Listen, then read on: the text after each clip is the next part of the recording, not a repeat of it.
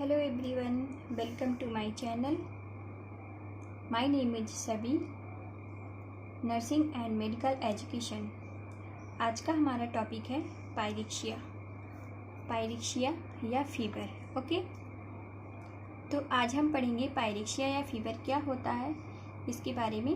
सबसे पहले हम देखते हैं पायरिक्शिया क्या होता है, पायरिक्शिया या फीवर।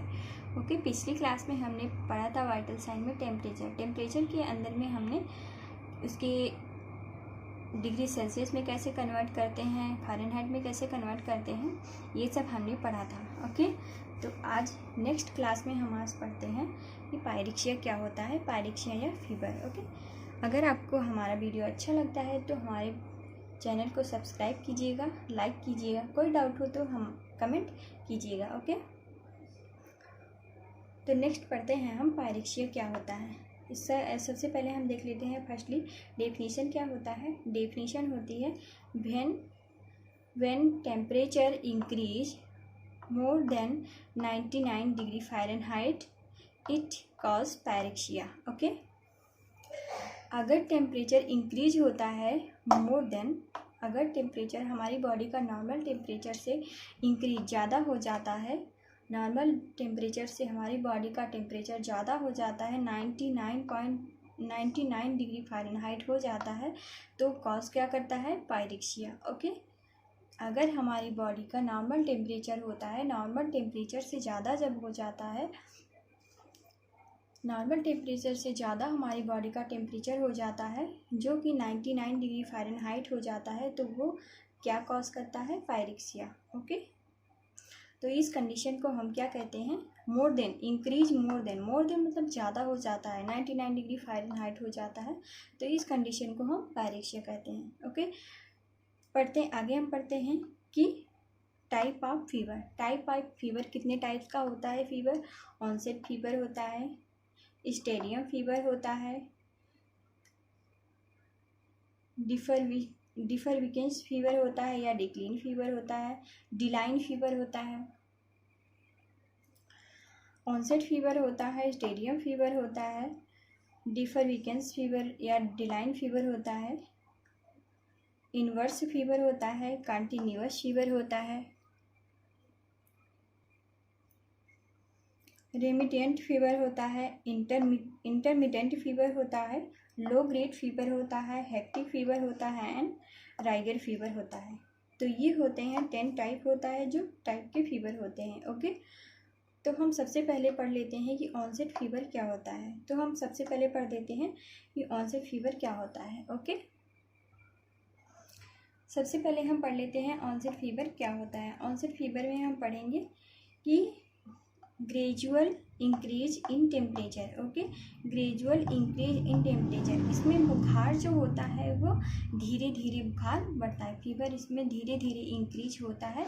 इस कंडीशन में उसे हम बोलते हैं ऑनसेट फीवर। ओके, इसमें ग्रेजुअल इंक्रीज इन टेम्परेचर, इसमें टेम्परेचर बॉडी का नॉर्मल टेम्परेचर जो होता है ग्रेजुअली इंक्रीज होता है, धीरे धीरे बढ़ता है, उस कंडीशन को हम बोलते हैं ऑनसेट फीवर। ओके, तो हम आगे पढ़ लेते हैं सेकेंड क्या है, stadium fever. Okay, stadium fever में हम पढ़ लेते हैं ग्रेजुअल इंक्रीज इन टेम्परेचर, इसमें भी फीवर जो होता है ग्रेजुअल इंक्रीज होता है but reach at maximum level as constant. Okay, constant, reached at maximum level and constant, इसमें भी ग्रेजुअली टेम्परेचर इंक्रीज होता है बट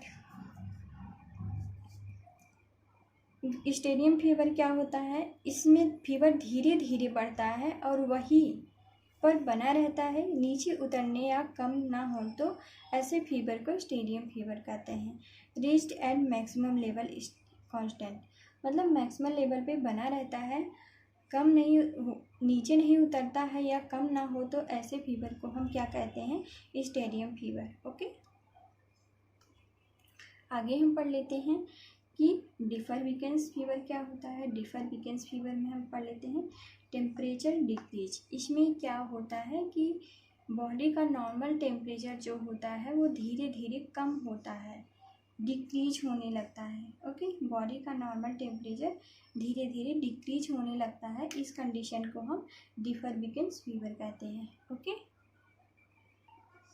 हमने पढ़ा था डिफरबिकेंस फीवर को हम डिलाइन फीवर भी कहते हैं। इसके 2 टाइप से होते हैं, क्राइसिस एंड लाइसिस। क्राइसिस में क्या होता है, क्राइसिस फीवर में हम क्या होता है, ये sudden fall in temperature. Okay, sudden fall in temperature होता है। क्राइसिस में क्या होता है, सडन रिटर्न हो जाता है टेम्परेचर नॉर्मल रेंज से।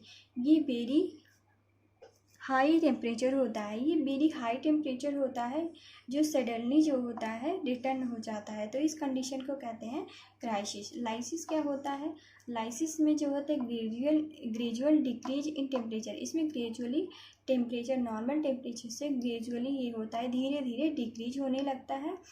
इस कॉल्ड जिगजैग फीवर, इसे हम जिगजैग फीवर भी बोलते हैं। ओके, धीरे धीरे या तो ग्रेजुअली डिक्रीज होने लगता है, इस कंडीशन को हम जिगजैग फीवर भी बोलते हैं। ओके, क्राइसिस में हमने पढ़ा था सडन फॉल इन टेम्परेचर। इसमें 2 टाइप्स होते हैं, ट्रू क्राइसिस होता है एंड फॉल्स क्राइसिस होता है। ट्रू क्राइसिस में हम देख लेंगे इम्प्रूव पेशेंट कंडीशन, इसमें पेशेंट की कंडीशन को इम्प्रूव होता है। बट फॉल्स क्राइसिस क्या होता है, नॉट इम्प्रूव पेशेंट कंडीशन, इसमें पेशेंट की कंडीशन इम्प्रूव नहीं होती है। ओके, आशा करती हूँ आप लोग को समझ में आया होगा। नेक्स्ट पढ़ते हैं हम, क्राइसिस फीवर में क्या था, सडन फॉल इन टेम्परेचर होता है, इसमें सडनली रिटर्न हो जाता है। बट लाइसिस में क्या होता है, यह टेम्परेचर लाइसिस टेम्परेचर है जिसे हम जिगजैग फीवर भी कहते हैं, जिसे हम जिगजैग फीवर टेम्परेचर भी कहते हैं। यह डे एंड वीक में कम या ज़्यादा होता रहता है। ओके, नेक्स्ट पढ़ते हैं हम इन्वर्स फीवर क्या होता है। इन्वर्स फीवर में हम देख लेते हैं temperature increased in morning in is called inverse fever. यह टेम्परेचर इंक्रीज होता है मॉर्निंग में, इस कंडीशन को हम क्या बोलते हैं, inverse fever. Okay, continuous fever क्या होता है, कंटिन्यूअस फीवर में हम पढ़ लेते हैं morning and evening temperature difference not more the 2 degree temperature. Okay, इसमें क्या होता है, कंटिन्यूअस फीवर में क्या होता है, कंटिन्यूअस फीवर में क्या होता है, कंटिन्यूअस फीवर में क्या होता है, कंटिन्यूअस फीवर में टेम्परेचर बना रहता है मॉर्निंग हो या इवनिंग, इसमें डिफरेंस होता है, मॉर्निंग या इवनिंग हो उसमें 2 डिग्री सेल्सियस जो होता है रहता है, ये कंटिन्यूअसली बना रहता है। इस कंडीशन को हम बोलते हैं कंटिन्यूअस फीवर। यह फीवर कंटिन्यूअस रहता है, 2 डिग्री सेल्सियस जो होता है मॉर्निंग हो या इवनिंग समय में टेम्परेचर कम होता है नॉर्मल से, इसे हम बोलते हैं कंटिन्यूअस फीवर। ओके, नेक्स्ट हम पढ़ते हैं रेमिटेंट फीवर क्या होता है। रेमिटेंट फीवर में हम आगे पढ़ लेते हैं, रेमिटेंट फीवर में हम पढ़ लेते हैं morning and evening temperature difference more than 2 degree Celsius is called remittent fever. Morning हो या इवनिंग में यह टेम्परेचर जो होता है बना रहता है, इसमें बस डिफरेंस होता है सेम लाइक होता है, जैसे 2 degree is called remittent fever. इसमें क्या होता है, मॉर्निंग इवनिंग में टेम्परेचर बना रहता है, कम या ज़्यादा होता रहता है, 2 डिग्री सेल्सियस का इसमें डिफरेंस होता है। ओके, इंटरमिटेंट फीवर क्या होता है, इंटरमिटेंट फीवर में नॉर्मल टेम्परेचर होता है, फिर उसके बाद सब नॉर्मल होता है, हाई टेम्परेचर हो जाता है after that regular interval. Okay, इसमें क्या होता है, नॉर्मल टेम्परेचर रहेगा, फिर उसके बाद सब नॉर्मल टेम्परेचर हो जाएगा। यह टेम्परेचर कभी ज़्यादा कभी कम होगा, यह टेम्परेचर इवनिंग में ज़्यादा होगा और मॉर्निंग में कम हो जाता है, उसे हम बोलते हैं इंटरमिटेंट फीवर। ओके, आगे पढ़ते हैं लो ग्रेड फीवर क्या होता है। लो ग्रेड फीवर में क्या होता है, between 98.7 degree Fahrenheit and 100.4 degree Fahrenheit. ये होता है फ़ारेनहाइट में, सेल्सियस में 37.5 डिग्री सेल्सियस होता है एंड 38.3 डिग्री सेल्सियस होता है। मोर देन 24 घंटे में इतना लो ग्रेड फीवर में इतना फीवर होता है। Okay, commonly present in tuberculosis, ये प्रेजेंट होता है कॉमनली ट्यूबरक्लोसिस वाले पेशेंट में। ओके, नेक्स्ट पढ़ते हैं हेक्टिक फीवर क्या होता है। हेक्टिक फीवर में होता है high temperature and low temperature difference is more. High temperature and low temperature जो होता है डिफरेंस होता है दोनों में। ओके, हेक्टिक फीवर में क्या होगा, हेक्टिक फीवर में इसमें डिफरेंस होता है, बहुत ज़्यादा डिफरेंस होता है। हाई फीवर है, हाई फीवर होगा तो 105 degree Celsius 105 degree Celsius 5 degree Fahrenheit हो जाता है, और लो में लगभग कितना हो जाता है,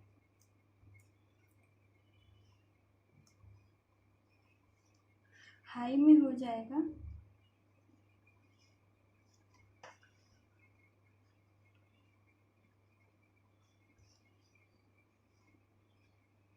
लो में कितना होगा, लो में 99 डिग्री फ़ारेनहाइट तक हो जाता है। ओके,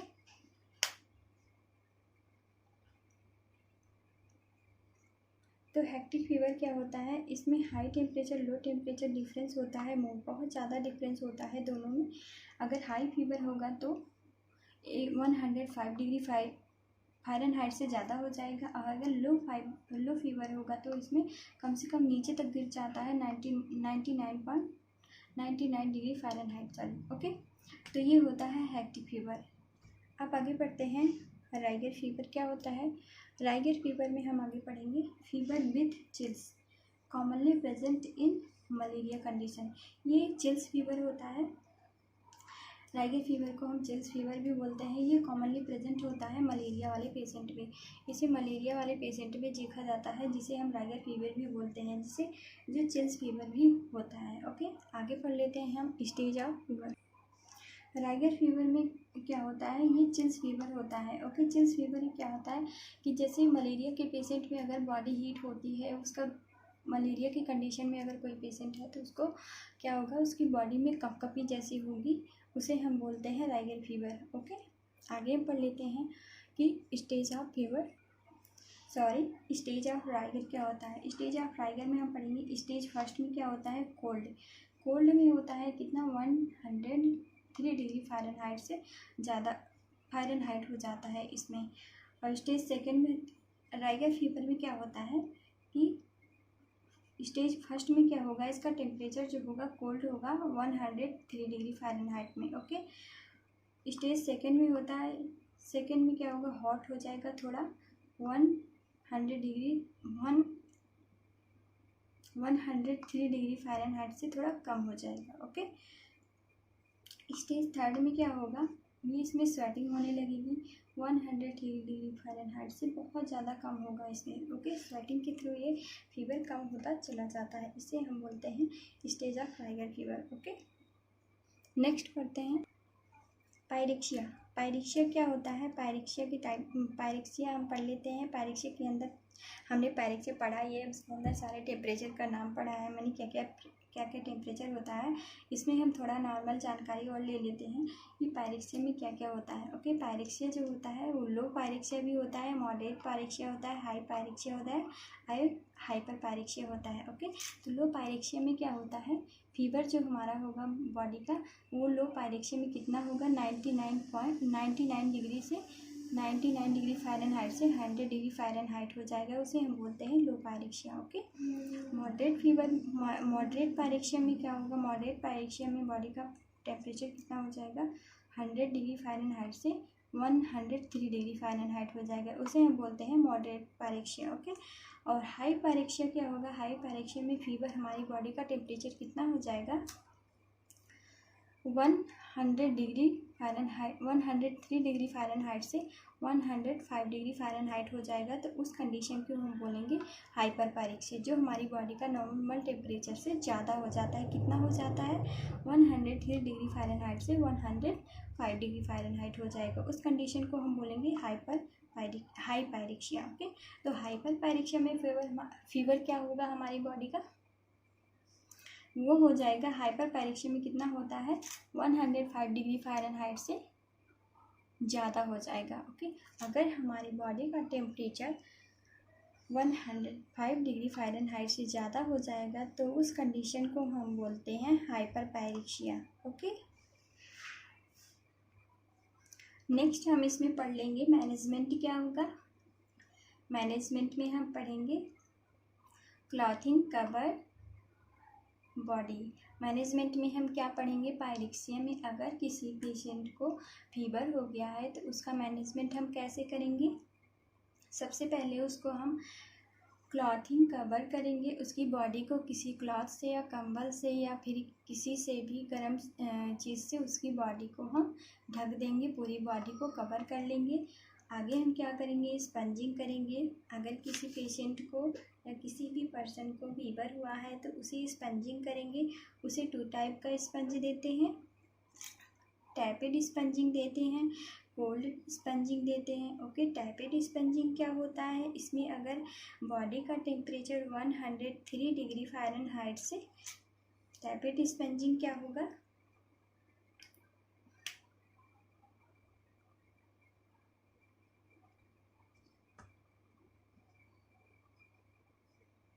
लो होगा 103 डिग्री फ़ारेनहाइट से और हाई होगा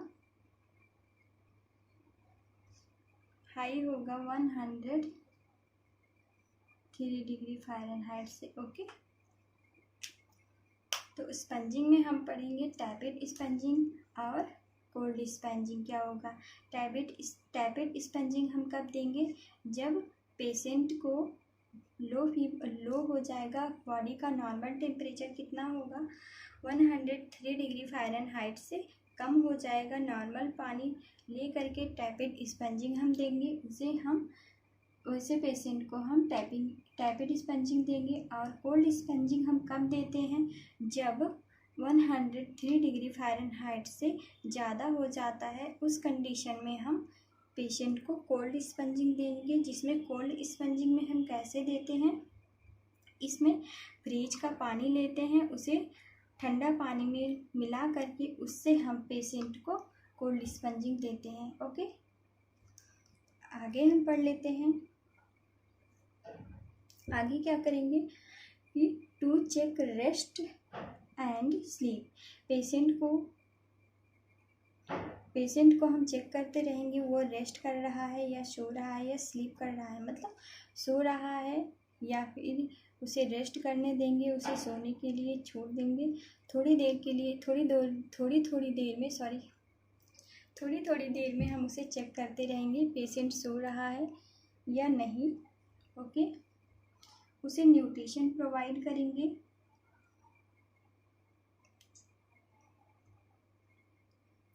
वाटर इनटेक, अगर पेशेंट को पानी पीने का मन कर रहा है तो वाटर इनटेक कितना कर रहा है, उसको नॉर्मली कितना इनटेक करना चाहिए, 2400 ml पर डे 24 आवर में।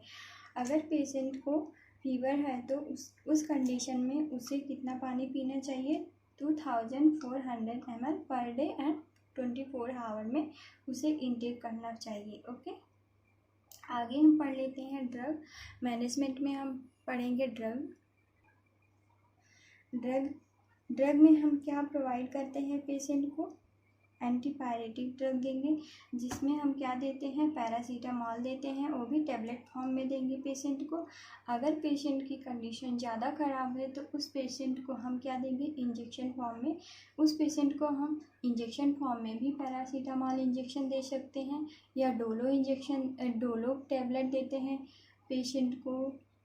ठीक है, ऐसे पेशेंट को हम ये पैरासीटामॉल प्रोवाइड करें, एंटीपायरेटिक ड्रग में हम उसे पैरासीटामॉल प्रोवाइड करेंगे। ओके, आगे हम पढ़ लेते हैं केयर टेम्परेचर।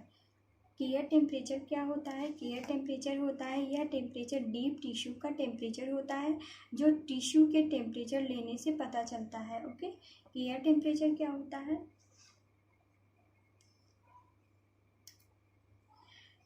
केयर टेम्परेचर क्या होता है, इसमें जो होता है ये टेम्परेचर डीप टिश्यू का टेम्परेचर होता है, जो टिश्यू के टेम्परेचर लेने से पता चलता है। इसमें क्या होता है, टिश्यू के टेम्परेचर लेने से पता चलता है कि पेशेंट को फीवर है या नहीं है। ओके।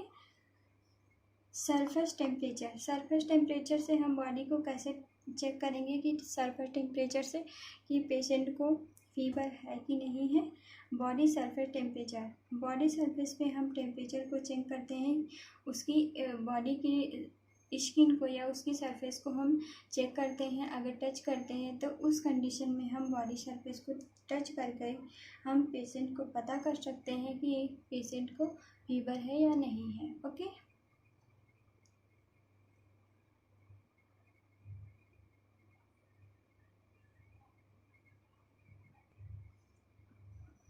सरफेस टेम्परेचर में हम कैसे चेक करते हैं कि हमारा जो ये हैंड होता है, इसकी ये वाली साइड नहीं होती है। हमारा अगर फीवर को किसी को टच करके हम चेक करते हैं तो ये वाली साइड से हम कभी भी फीवर टच नहीं करते। ऊपर डोर्सल हैंड के ऊपर वाली, ये ऊपर वाली डोर्सल के ऊपर वाली डोर्सल सरफेस से हम पेशेंट को चेक कर देंगे। अगर हम किसी पेशेंट को फीवर चेक करना है तो अगर हमें लेना है तो ऐसे करके हम पेशेंट को लेते हैं। ओके। डोर्सल सरफेस से हम पेशेंट को चेक करते हैं, इस वाली एरिया से। ओके। हैंड के ऊपर वाले हिस्से से हम पेशेंट को टेम्परेचर चेक करते हैं, उसे हम बोलते हैं सरफेस टेम्परेचर टेस्ट। ओके। आगे हम पढ़ते हैं। हमने ये नहीं पढ़ा हुआ था, थोड़ा सा छूट गया था कि थर्मामीटर के बारे में हम थर्मामीटर को जान लेंगे कि थर्मामीटर का आविष्कार, थर्मामीटर लॉन्च किसने किया था। थर्मामीटर लॉन्च बाय किसने किया था, डेनियल फ़ारेनहीट ने। उनका नाम डेनियल फ़ारेनहीट था जिन्होंने थर्मामीटर का आविष्कार किया था। ओके।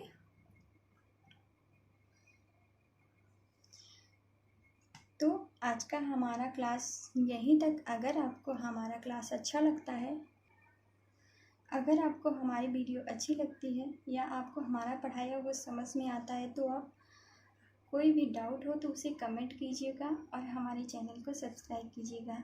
ओके। आशा करती हूँ कि हमारा पढ़ाया हुआ आप लोग को समझ में आया होगा। Thanks for watching.